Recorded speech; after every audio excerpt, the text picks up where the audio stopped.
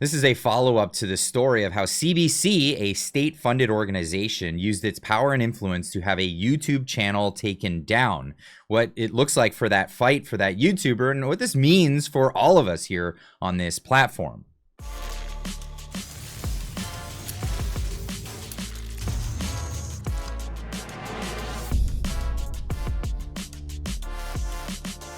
Ladies and gents, welcome back. This is an uneasy sort of situation, so if you can, before you move anywhere, make sure you hit that subscribe button, the notification bell is rung, and you've hit the like on this video. Comment down below on everything that we talk about in this. But this is a very uneasy situation for YouTubers, myself, many people that have been talking behind the scenes about this kind of scenario where the CBC, a state-run broadcaster, can use its power and influence to come in and tell YouTube who to delete. And then what is the recourse afterwards in this situation? Now, let's get into this. I talked about this a few days ago, talking about how the CBC was bragging about having a YouTube channel taken down.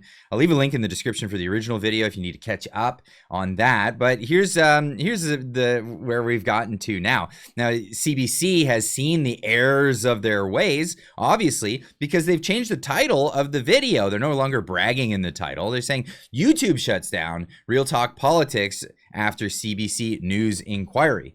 Now, the original title, which I'm glad for screenshots and all of this stuff, was How We Shut Down One of Canada's Biggest News Content Farms. They took ownership of this originally. Now they're relinquishing that ownership. Now, they also wrote an article on CBC News website. This Canadian content farm topped the politics charts on YouTube before it was taken down, of course, by CBC. And this is the real story here, because this has become a very, very unfair scenario for a particular YouTube. Now, you don't have to like what kind of content this YouTuber was putting out, but the fact remains the same. If you don't break the rules, you shouldn't be taken off the platform. And if you did break the rules, it should be clear what rules you broke before they take you down. Now, Real Talk Politics has been on Twitter talking about this, or X, or I can't get used to the fact that it's called X. But nonetheless, let's get into this. We talked about what they were saying initially. Here's a follow-up. YouTube says it supports its creators, but when CBC, Canada's state-funded broadcaster, wanted someone silenced, they listen. They shut down my channel after CBC reached out to them. The CBC bragged about it repeatedly. Let's break this down. Now, this is the screenshot of them bragging about it. So that is a reality. They did brag about having this channel taken down. I ran an independent political commentary channel, real editing, real scripts, and no rule breaking. But I was getting more views than CBC. That's all it took. They couldn't compete, so they attacked me instead, and YouTube caved. CBC flagged a single video, a Ronald Reagan AI clip. It was labeled AI when I found it on YouTube, and I made a mistake using it. But YouTube's own policy says that one-off AI usage without deceptive intent is not grounds for termination. It was clearly a hit job. Now, if I've been on YouTube for a very long time, and a lot of the people that I've been talking to on the side, other creators that we all know, have said same things. You can't just get taken down for one offense on one thing. What happened here? And typically, if channels in the past that have been taken down on mass flaggings, you'll see an email that says, you've been hit with a strike. Then another email that says, you've been hit with a strike. Another email that says, you've been hit with a strike, and now you're terminated. This has been how it's gone. None of that in this case. YouTube shut me down before CBC's article even dropped. That is not a coincidence. No real warning, no clear violation, just vague terms and a full ban after state-funded media applied pressure. They didn't enforce policy, they enforced influence. This is where the crux of the situation is. If YouTube is willing to silence independent creators because government-funded outlets tell them to, what kind of platform is that? They didn't protect creators. They protected legacy media. CBC destroyed an independent voice with zero accountability. They're proud of it. They're bragging about it on camera because they know nothing will happen to them. This is censorship, period. This isn't just about me. If CBC and YouTube can team up to silence one creator, they can do it to anyone. Today, it's potentially commentary. Tomorrow, it's journalism, comedy, or something else inconvenient. We need to speak up before it's too late. The bonus, Team YouTube AI policy. They have the AI policy on here. You can go look into it. You can read about it. But this isn't the policy that CBC even stated in their video, which was used. Now, in the video, they said it was actually the video spam policy. They showed it on the screen. Now, you can read it. It's right on the screen. This is the policy of spam.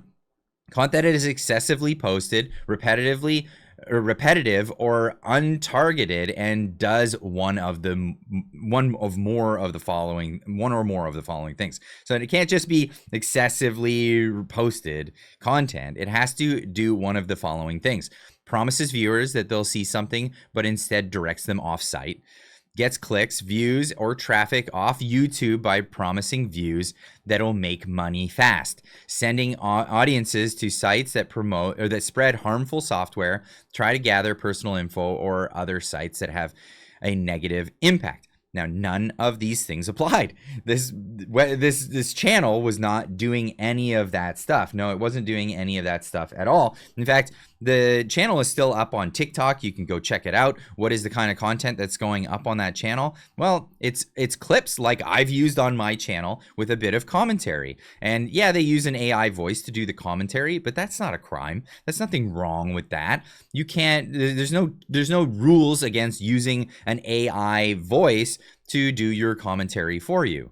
This explains why so many Canadians are supporting this guy. He's eating an apple and he's talking to this reporter. Again, it's the same sort of stuff. There's nothing wrong with it. You can't, I mean, we see a lot of this in other categories. Here's one, the alpha dog.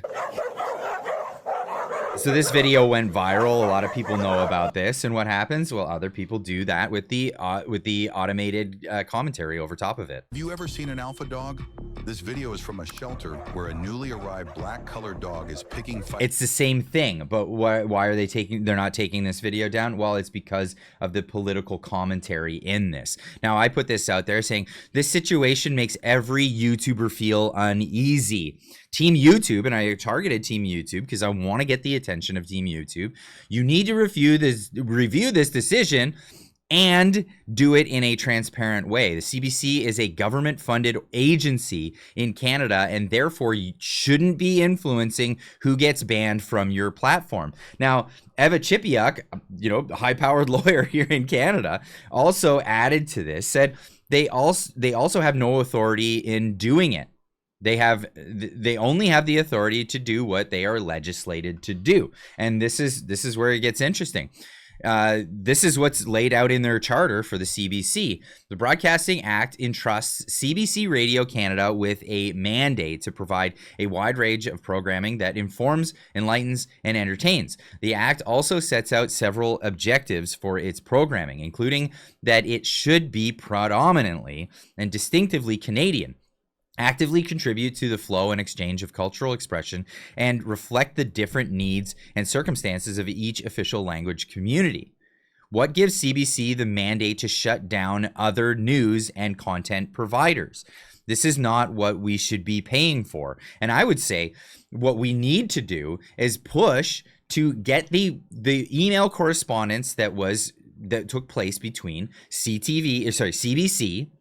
Get them all confused. They're all propaganda outlets at this point. CBC, what correspondence did they have with YouTube? And I don't know how we're going to obtain that. I'm sure there's no freedom of information because they're a crown corporation, not a government bureaucracy. But they should be forthcoming. If they're going outside of the parameters of what they're legislated to do as a crown corporation, we have the right to know what communication dialogue was happening between CBC and the people at YouTube that took this video content creator down off of the website. It is our right to know this stuff. Now, there is some pushback from some people saying, Well, I agree with CBC. This person on X says, I personally agree with CBC on this one. I hate channels like this. They exist on both sides and even unrelated to politics. What is partisan about this, or what is partisan about this, is the CBC only highlighted a conservative one, making it seem like it's only conservatives. When you use short form clips like this on a channel, I skip immediately, consider it AI slop. Now, I replied to this saying, whether or not you like this content, it doesn't give anyone the right to shut it down. There are legal limits to speech, like calling for violence, but this channel did none of that. In fact, it was doing well because many people like that content. Where is the line drawn? Now, the person replied, said, in this particular case, I don't consider cleaning up AI slop as censorship. There are legitimate AI channels, for example, whatever this other AI channel. It doesn't hide what it is, blah, blah, blah. I don't like what it is, yada, yada. So I replied, and you can pause the screen and hear what they actually said. I don't care if you think it's quality content or not. That's irrelevant to the subject here. So don't watch it.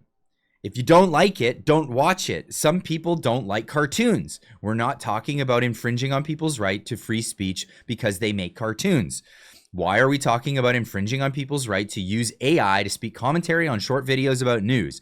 People have a right to make it. People have a right to consume it. It doesn't matter if you like it or not. In fact, many people did like it, and that's why the channel was doing so fantastically well, and it's because a lot of people like this short form commentary stuff where they can catch up on the news, catch up on things that are out there, and have a little bit of commentary. It's called value added. It's called making it fair use to use this content by using commentary. Yeah, maybe the guy doesn't want to use his own voice. Maybe he has an accent. Maybe he doesn't like the way his speech is. I have no idea. But that's irrelevant. If he wants to use an AI voice for this, that's completely up to him. This is the way things work in content creation. So I want to urge people to go, if you're on the X platform, contact Team YouTube and say, we need this to be transparent. This is a real situation because who's next? I speak about things that the CBC do not like. Could they target me next? Could they use their power and influence to target me? Could they target Moose on the Loose? Could they target Jasmine Lane, Elevate Podcast, a number of other people, perhaps people on the other side? Who knows? The political landscape shifts. Perhaps the conservatives get in, and then they decide they want to use their power and influence to go after lefties. This is uncharted territory. We shouldn't be going here, and this is where we need to reel things back, and I want to see transparency on this one. I want to lobby the CBC to find out what was in those emails, because I think the crux of everything is in those emails, and we have a right to know. We paid for it in our taxes for them to do this. They went outside of the parameters of what they should be doing as a state-run broadcaster. It's our right to know what they said in this case. Leave a comment in the comment section down below. Let me know what you think, and we'll see you in the next one. Keep on trucking.